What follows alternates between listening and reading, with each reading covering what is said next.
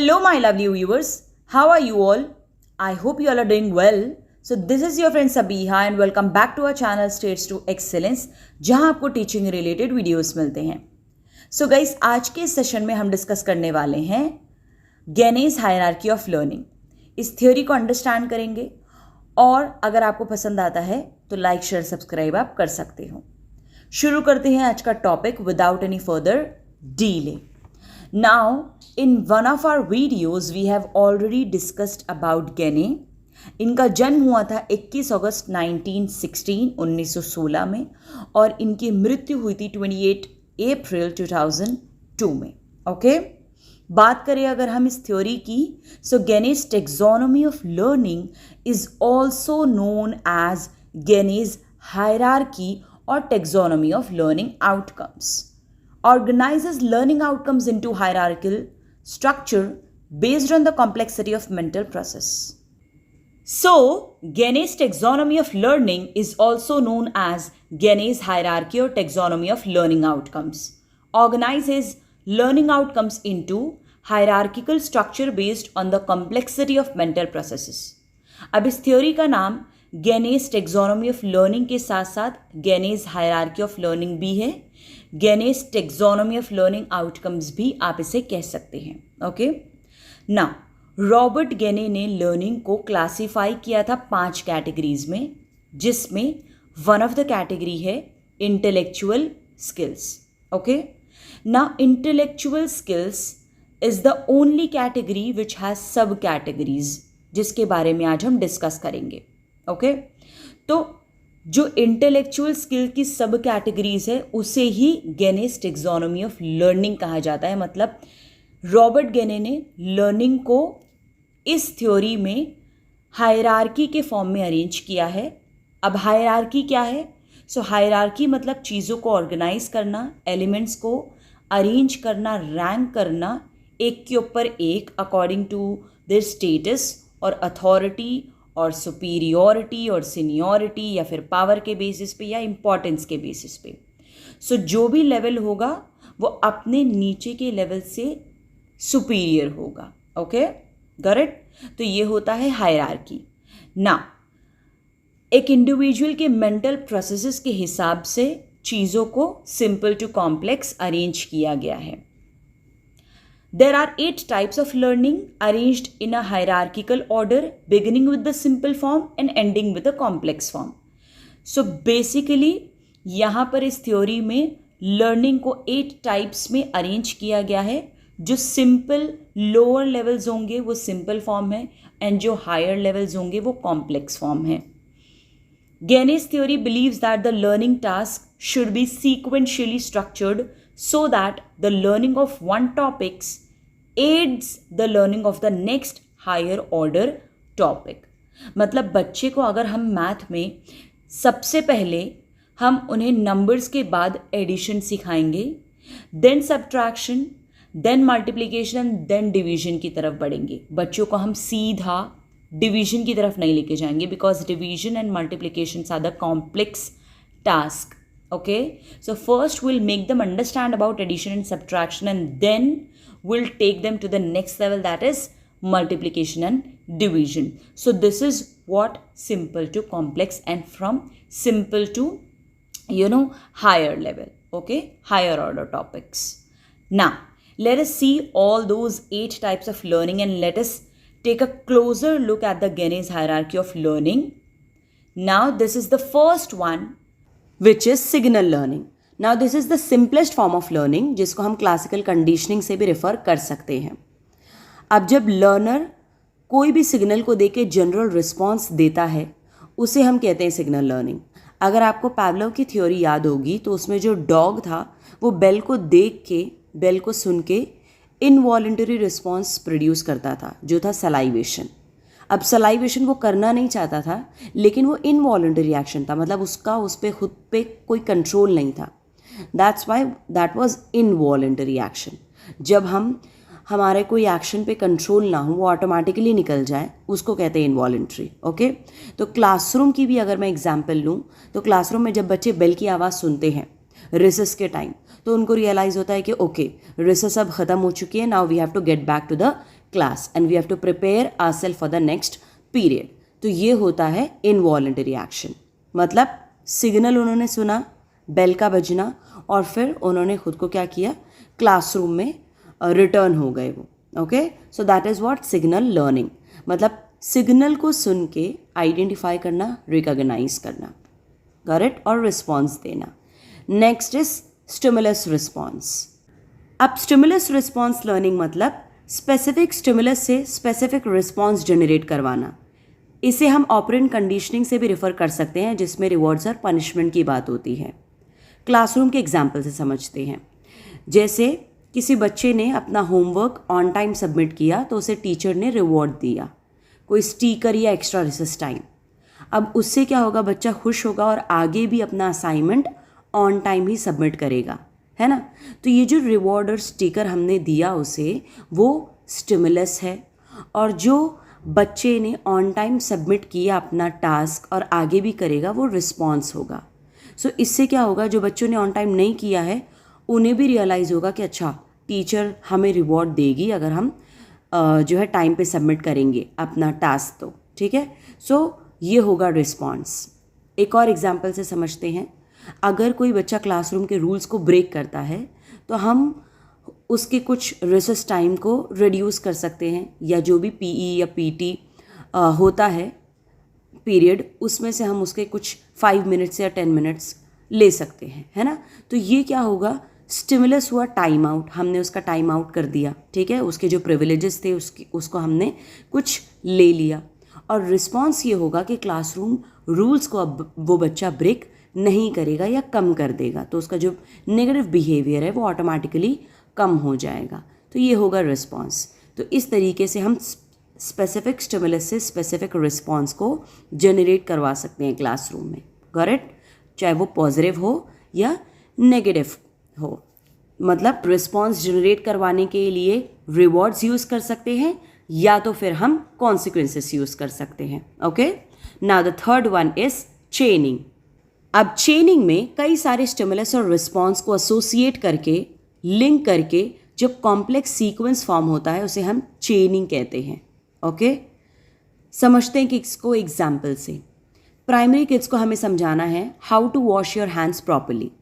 अब इसमें कई सारे मल्टीपल स्टेप्स इन्वॉल्व होते हैं, सो हमें ध्यान से सुनना है। स्टेप 1 में हम उन्हें सिंक के पास लेके गए, बच्चों ने सिंक को देखा, that will be the stimulus. Sink देखते साथ उन्होंने फॉसेट को टर्न ऑन किया, that will be the response. ये हुआ स्टेप 1। ओके, जब उन्होंने फॉसेट को ऑन किया तो उसमें से पानी बहेगा, वो हुआ स्टिमुलस। और जब पानी बहा तो उन्होंने फटाक से क्या किया, हाथों पे सोप को लिया, सोप को अप्लाई किया, that will be the response. ये हुआ स्टेप 2। क्लियर, समझा स्टेप 1 और स्टेप 2। अब स्टेप 3 में जब उन्होंने हाथों में सोप को लिया है वो स्टिमुलस बन जाएगा, और जब हाथों में सोप को लिया है तो उन्होंने रब किया, that will be the response. तो आर यू अंडरस्टैंडिंग कि कैसे ये पैटर्न फॉलो हो रहा है स्टिमुलस और रिस्पॉन्स का। सो इस तरीके से एक पूरा इंटायर टास्क कंप्लीट होता है। So this is what we call it as chain, जिससे हमारा एक कंप्लीट टास्क होता है। ओके, इसी तरीके से जब बच्चों को हमें लॉन्ग डिवीजन भी करवाना है तो सबसे पहले वो क्या करते हैं, फर्स्ट डिजिट को डिवाइड करते हैं, देन सेकेंड को, एंड देन थर्ड को।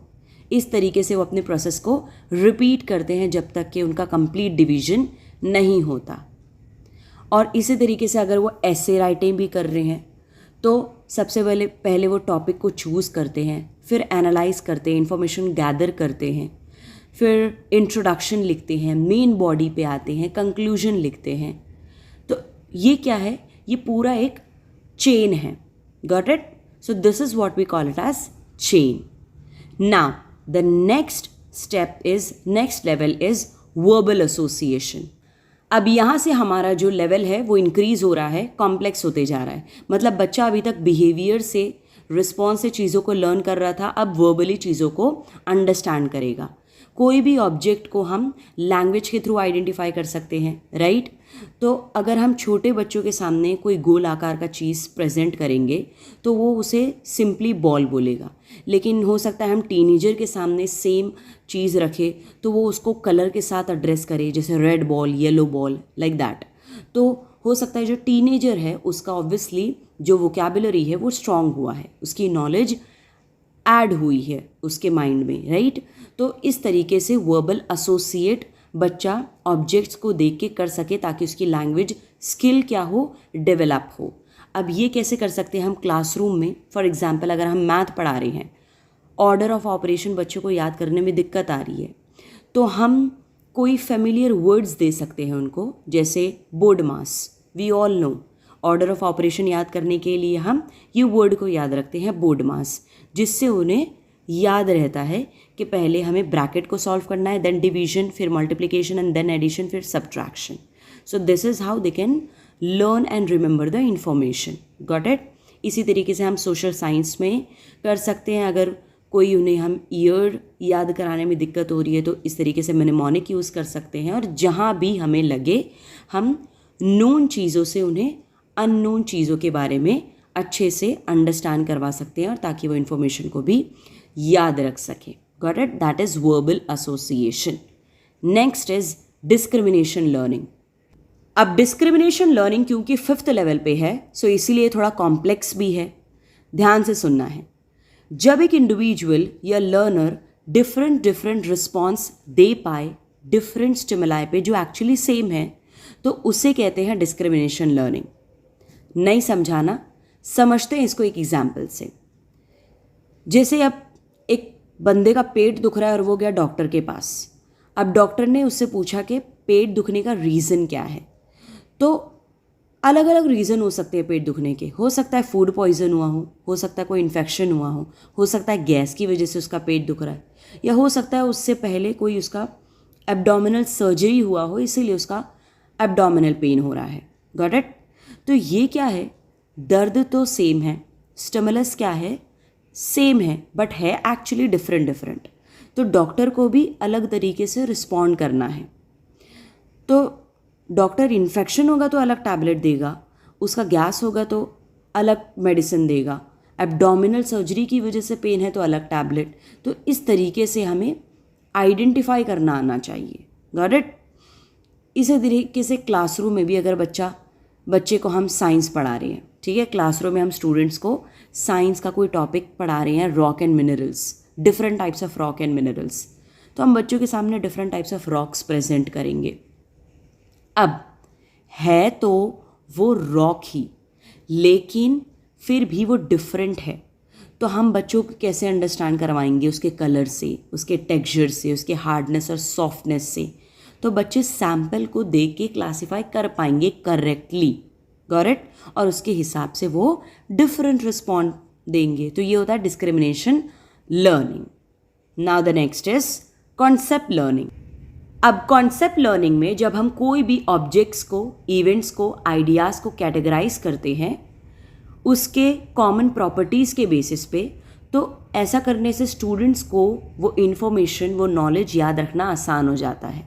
आसानी से हम उसे जनरलाइज कर सकते हैं और उसे डिफाइन भी कर सकते हैं, ठीक है, उस सब कैटेगरीज को। फॉर एग्जाम्पल हमारे सामने लिस्ट ऑफ एनिमल्स है, तो अब उस एनिमल की लिस्ट में क्या कॉमन है, क्या कैरेक्टरिस्टिक्स सेम है, उस बेसिस पे हम उस एनिमल की कैटेगरी बना सकते हैं। जैसे कुछ एनिमल्स पानी में रहते हैं तो हमने एक्वाटिक एनिमल्स में डाल दिया उन्हें, कुछ एनिमल्स लैंड पे रहते हैं तो लैंड एनिमल्स, कुछ एनिमल दोनों जगह रहते हैं, पानी में भी लैंड में भी, तो हमने डाल दिया एम्फीबियंस।